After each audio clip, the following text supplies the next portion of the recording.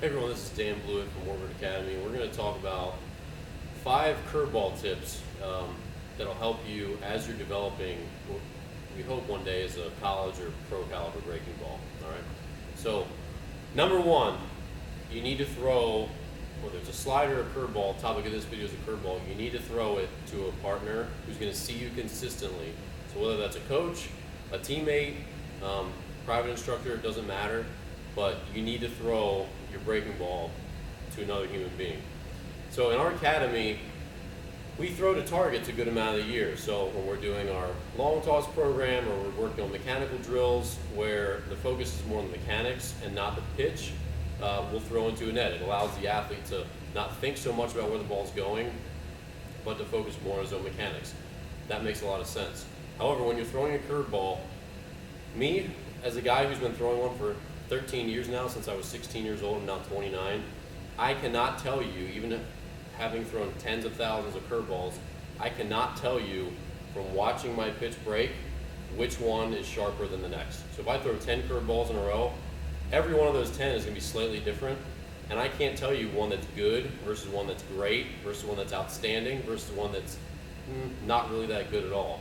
Sometimes the ones that have bigger, loopier break look more attractive to me as a pitcher as I throw it because I see more break, but it's not the sharper pitch. It's not the more deceptive pitch. Oftentimes, it's kind of the opposite where I'll throw one that looks flat and that breaks into the dirt, and my catcher will remind me, no, that was sharper.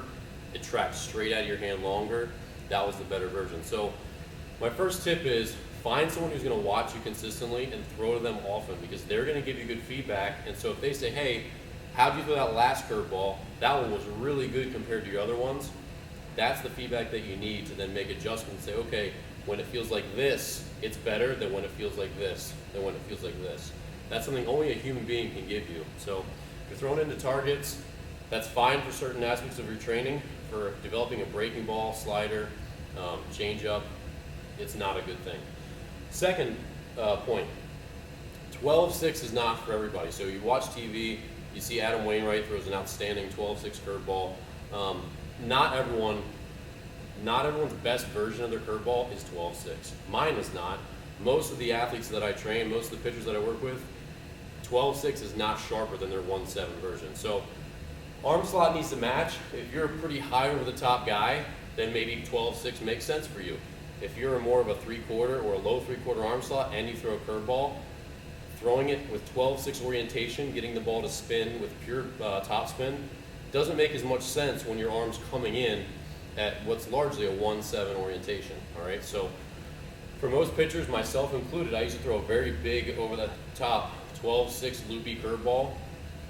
I've had to tighten mine up and throw it harder at different points in my career, and when I do so, I can only throw it harder when I'm at a little bit of a lower 1-7 break rather than 12-6. So if I throw my 12-6 as hard as I can, it might be 72 miles an hour. If I throw a 1-7 version as hard as I can get up to 77, and at least in the past I have. So depending on what version you throw, 1-7 might break sharper, 12-6 might break sharper. Again, we don't know, but you need to tinker with it.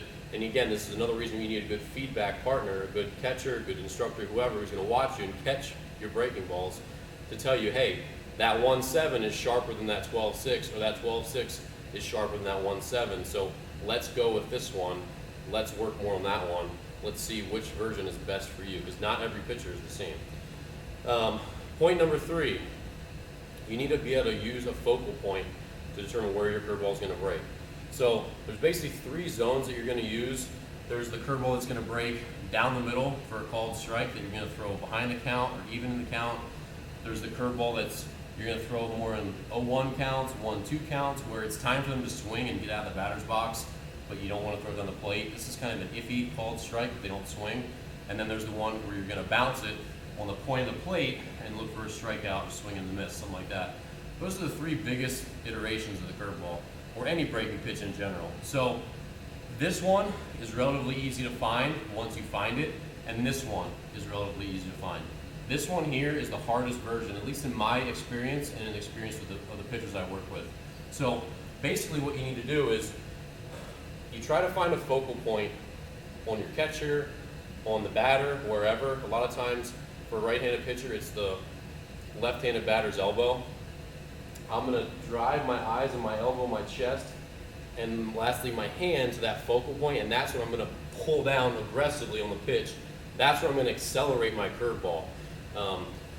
That's really the only way you know that, okay, I'm gonna start mine here, I pull from there, that's how it breaks the plate, and then when you wanna throw it breaking into the dirt, you're gonna start with a lower focal point and pull from there. That's how you get to say, all right, I started here, it breaks to there, I started here, it breaks to there. So if you can find the one that breaks for a called strike, great. All you have to do to throw the one in the dirt is start a little bit lower and hammer it.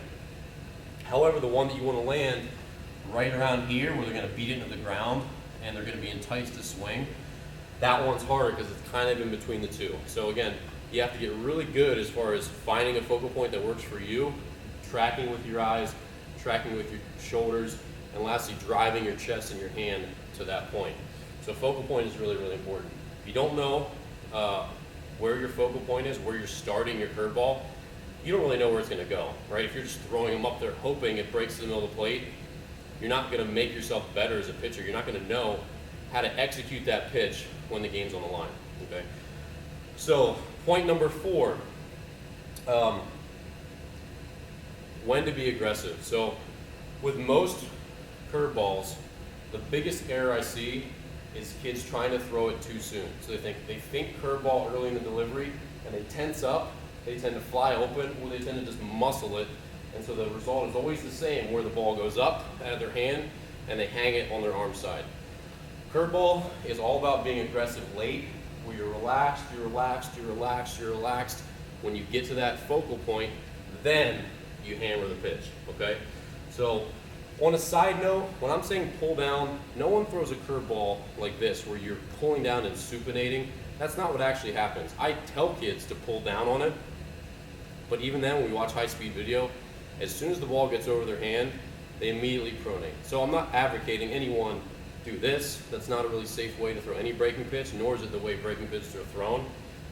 But when I say pull down, I mean get your fingers out in front and accelerate your arm over the pitch, because that's how you produce really good spin. So again, with the curveball, any breaking pitch, if you start to accelerate and be aggressive early, you're going to leave it arm side, you're going to hang it. You're not going to do a good job with it. You have to relax, let your body travel, be fluid, and then pull down really, really late at the end when you've kind of reached your focal point where you're going to start your breaking ball. And the last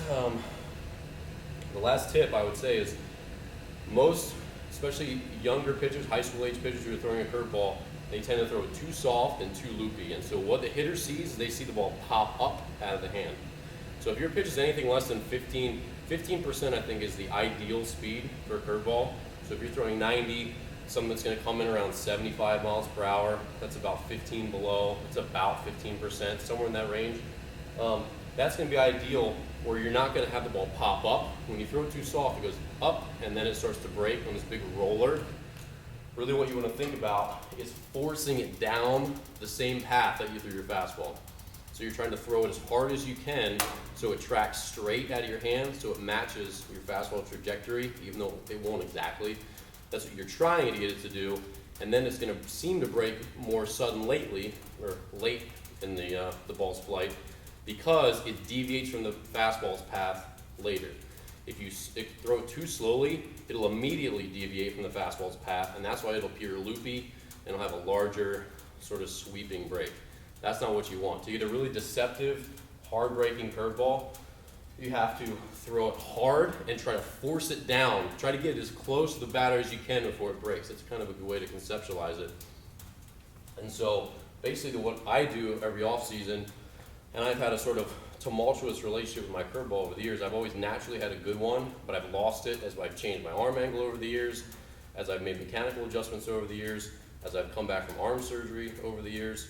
It's been a battle to find and relearn my curveball, part of which I think makes me a good teacher of it, but the other aspect of it is that I've thrown bad versions myself, and I've thrown really, really good versions. And I know through trial and error that the best version for me and for most pitchers that I train is to throw it as hard as they can in their bullpens, throw it harder and harder and harder until it flattens out.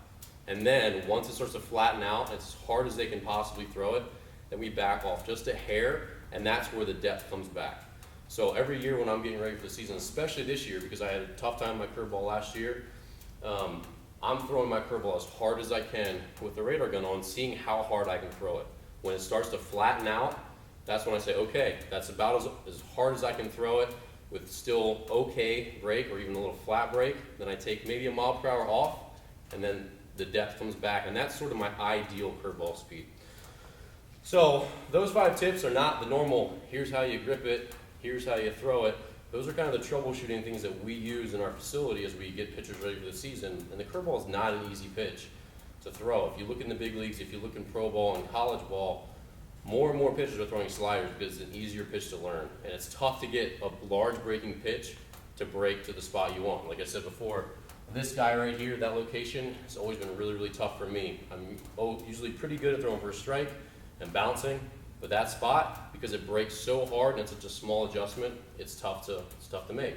With a slider, you're throwing through it a little more. It's easier to get, smaller variations in your break and still throw strikes. Curveball, a little adjustment here, it's nowhere close. A little bit late here, it's eye level. So the curveball is one of those pitches that takes a lot of troubleshooting, takes a lot of practice, and it's not something you're going to get good at in one off season. It's going to be something that if you're committed to it, you have to really be committed to it and continue to throw to a good partner who's going to give you feedback and just continue to try to figure out what's the best version of you, because no one can tell you that throw it the way I throw it, that's the way you should throw it. Because the way I throw my curveball personally is not the way all the pitchers that I train throw it. Some of them throw them very similar to me, but most don't.